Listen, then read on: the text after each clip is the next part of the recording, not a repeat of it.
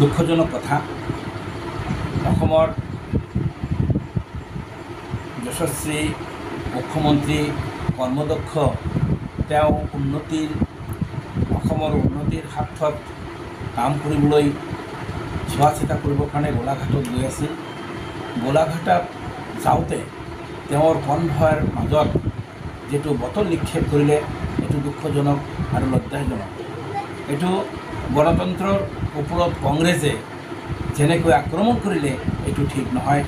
কংগ্ৰেছক যিমানে আমি ধিক্ষাৰ নিদিওঁ কিয় এইটো কম হ'ব।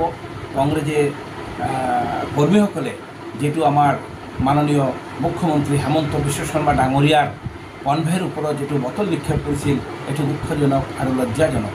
কংগ্ৰেছে যিটো ভাবিছে আমাক ভয় ভাবুকি দেখুৱাব, এইটো তেওঁলোকৰ উদ্দেশ্য কেতিয়াও সফল নহয়। আৰু আমাৰ ভাৰতীয় জনতা পাৰ্টী চৰকাৰ, আমাৰ অসম চৰকাৰে এইটো কেতিয়াও সহ্য কৰা আৰু তেওঁলোকক ক্ষমা কৰাটো ঠিক নহ'ব। ইয়াৰ প্ৰত্যুত্তৰ আমি দিম। আমাৰ যশস্বী মুখ্যমন্ত্ৰী, কৰ্মদক্ষ মুখ্যমন্ত্ৰী হেমন্ত বিশ্ব শৰ্মা ডাঙৰীয়া দেৱৰ ওপৰত যিটো কনভয়ৰ ওপৰত যিটো বটল নিক্ষেপ কৰিলে, এইটো দুঃখজনক। আৰু কংগ্ৰেছৰ এনে কুকৰ্মৰ কামৰ কাৰণে আমি কংগ্ৰেছক ধিক্কাৰ দিছোঁ। কংগ্ৰেছৰ এই অপকৰ্মক যাতে প্ৰশাসনে কঠোৰ হাতে দমন কৰে, এই আমি প্ৰশাসনকো ক'ব বিচাৰিছোঁ। আৰু প্ৰশাসনৰ হয়তো দুৰ্বলতাৰ সুযোগ লৈ CMক বটল নিক্ষেপ কৰিবলৈ তেওঁলোকে কংগ্ৰেছৰ কৰ্মীসকলে সক্ষম হৈছিল। আৰু ভৱিষ্যতে যাতে এনেকুৱা কংগ্ৰেছৰ কৰ্মীয়ে নকৰে, তাক আমি সকীয়াই দিছোঁ।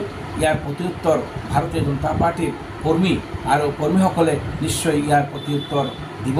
আমি সকলো জিলাই সকলো বিজেপিৰ কৰ্মী নেতৃবৃন্দসকলে ইয়াৰ ধিক্কাৰ দিছোঁ। আৰু ময়ো এই মানে যিটো ঘটনা হৈ গ'ল গোলাঘাটত, এইটো আমি সঁচাকৈ আমি কংগ্ৰেছক যিমানে নিন্দা নকৰোঁ কিয় ঠিক নহ'ব। আৰু প্ৰশাসনে কঠোৰ হাতে এই দুষ্ট মানুহবিলাকক দমন কৰিব লাগে।